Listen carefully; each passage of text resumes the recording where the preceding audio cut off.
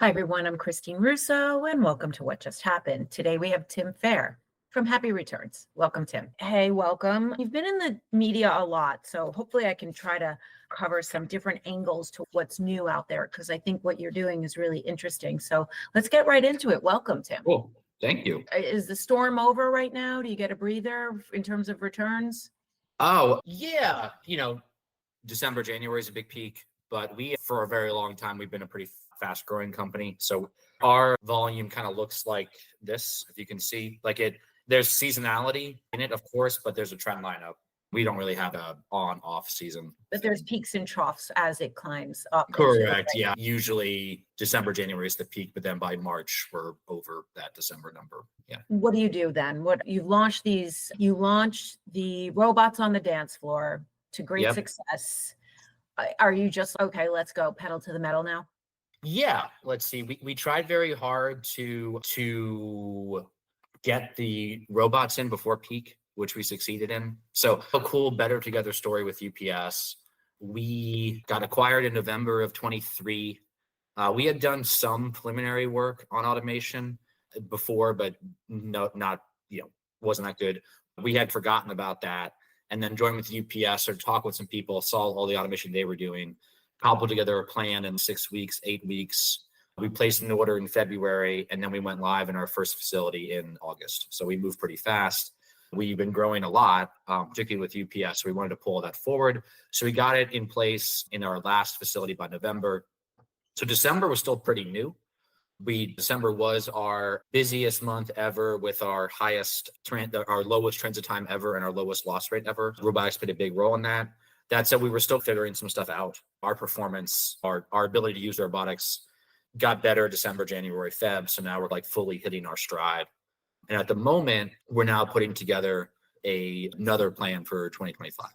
So we roughly doubled our automation roughly doubled our productivity in 2024 with automation. And we're looking for a similar lift again. So we're very heads down on crafting our new automation plan. And we hope to bring all that online again this year before peak.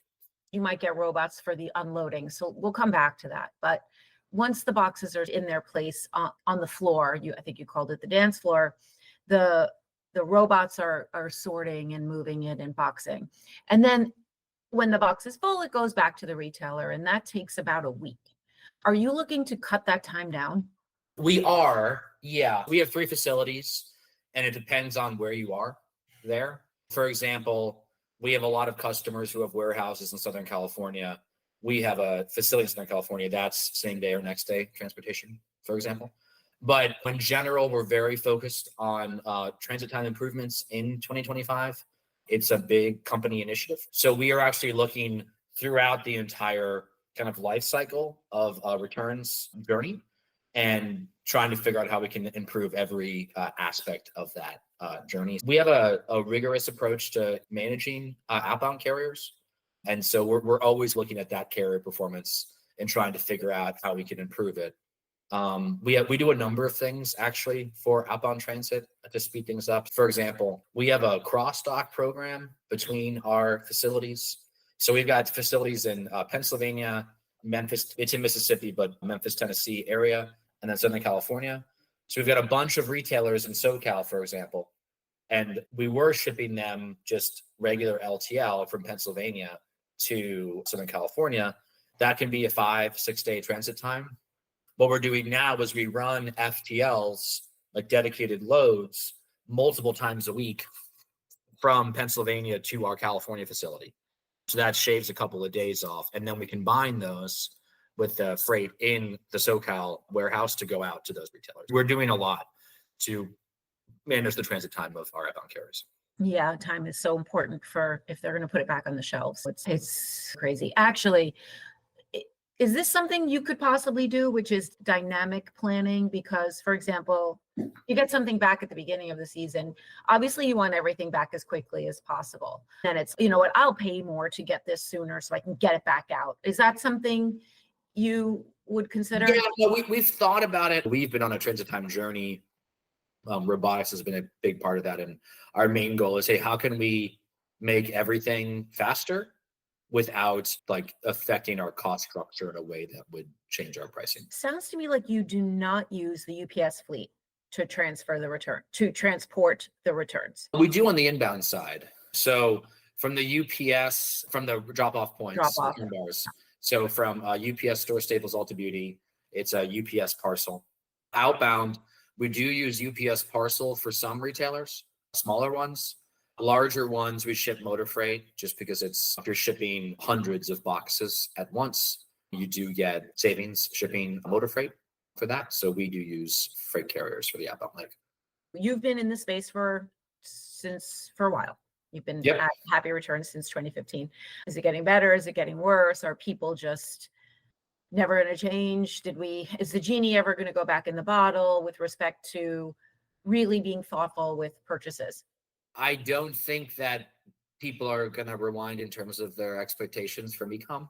And I think we've seen a lot of change in the consumer sentiment in the last 10 years.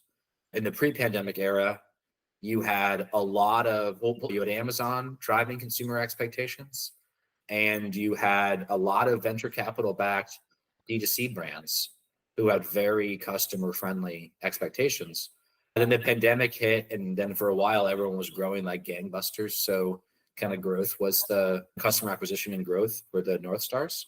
Then 22, 23, rising inflation, interest rates, VC money dries up. So there's a much bigger emphasis on cost management than there used to be. But the consumer expectation in some ways continues to increase. If you look at Gen Z and their shopping habits, things like bracketing and showrooming, they're more prominent than ever. I actually think that it won't go back, it'll move forward in terms of people's expectations for convenience from e-com. And particularly as Gen Z becomes a larger share of wallet, it's going to be a bigger and bigger issue for retailers to manage. We talked a lot about bracketing and showrooming in 2017 during the retail apocalypse. Yeah. It's not talked about as much, but it's really interesting to hear you say that. There's a big difference between coming to e-com as an adult and being raised as a digitally native e-com Gen Zer. They almost view it as an entitlement. Oh, this is what I should be able to do. And that is a real business issue for retailers. You're coming at it from a very interesting perspective, being that you're in the logistics of returns, but you're basically like, it is what it is and it's not going anywhere. And we're building our entire business out to support it. And the whole rest of sustainability choruses and the industry is a lot of hand wringing, a lot of head holding, and a lot of disbelief at the amount of returns dollar wise that the industry is dealing with, and that it should be stopped. And that if it's this, it needs to stop. Or since it's this, it needs to stop. And your perspective is it's not going to stop. It's going to keep going. It's more right than anything else. And so let's build a better mousetrap to accommodate it. Let's build a better mousetrap. And I would say we need to be thoughtful about how we manage this issue. So I think about a spectrum of behavior that retailers don't like in returns. I think it's less, okay, just accept this onslaught, and it's closer to, we need to get smarter. We need to get better at dealing with this. We need to find existing solutions, which might be under indexing, and we need some new solutions. Speaking outside of what we do, this is like someone who thinks about this a lot. I'm frequently surprised at how infrequently merchants are using customer data to drive differentiated outcomes. A lot of retailers have a pretty strong group of core customers who are repeat buyers. And they're frequently not really doing anything to recognize that versus others from a return perspective. So my guess is, and we don't do this, but my guess is just one of the ways that retailers will deal with this issue is trying to get less of a blanket policy, more of a, hey, look, you're a great return purchaser. So maybe your returns are free, but maybe you even get like at-home pickup for a free price. To, I have no idea who you are, and you just bought 10 things and returned 9 of them. Like those are very different customers. And the retailers that I've talked to or worked with, it's a one-size-fits-all policy. I love the passion for the entire returns ecosystem, the entire thing from outside of what your day job is into how do I think about this on a bigger level? How else do you think about it on a bigger level? I just think in today's world, things are getting fiercer. Things are getting more challenging to pull off. And you have leading businesses flexing on their resources and acumen to deliver experiences that are very hard to keep up with. I think what it means to be an e-com company, I think that the core competencies will need to evolve to keep up with what are some very material changes, not only to customer expectations, but just the kind of logistics landscape as well. So, And also how much ahead the leaders are, as you mentioned. exactly, right. Look, I can order a tube of toothpaste on Amazon and get it in 5 hours. And if I order 8 tubes, it's free. And if I order 1 tube, it's $3. And this is like profoundly different approach. And so I think a smaller retailer is just, yeah, they've got to be thinking really thoughtfully about how they leverage partners across the whole stack, outbound, inbound, analytics, all of it. Because I don't want a world in which I can only buy something from 2 or 3 people online. That's not a good world. And so I think, yeah, retailers have to really be demonstrating a lot of excellence outside of merchandising in today's environment.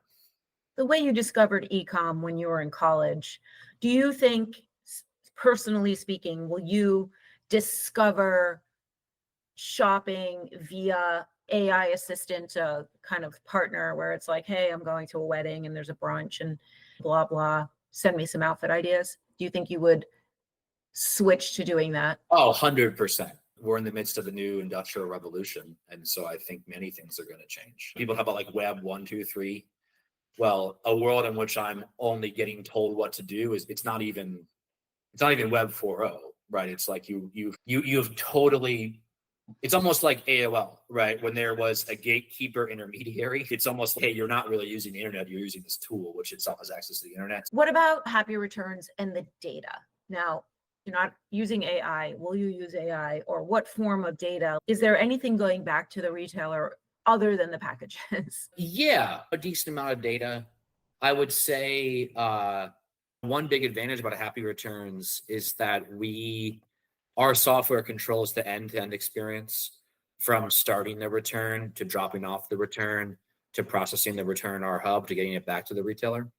So just most people are operating with, there's a bunch of different partners operating together. So we're able to give just much higher fidelity data about the package movement, which doesn't sound super sexy, but it is very valuable for a lot of retailers to know. We also provide a lot of data related to return reasons. Customers will select, hey, I'm returning this for that reason. And that's on the item level. Retailers do use return reasons frequently to let's look at all my highly returned items, look at the reasons. It can inform like merchandising decisions about how you're describing. It can also inform supply, like maybe you have 2 different suppliers for a shirt and they're making it in different ways or whatever. So that can inform a number of merchandising and supply chain choices. You mentioned Amazon and establishing delivery and return expectations. Yep. Do you think they're still doing that? And how does that weigh on you guys and the forward look and what you all plan to accomplish? We were doing open box returns. We've been doing them for a while. I think they started maybe 2017. Don't quote me, I'm not sure. But they've educated the market on what an open box return is. Consumers like convenience from retailers.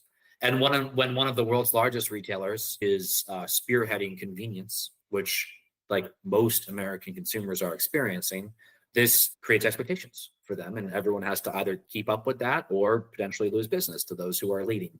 And so in the same way that you saw everyone try to catch up on shipping speed, I think a lot of people are thinking, my customers want open box returns, and so we should have them.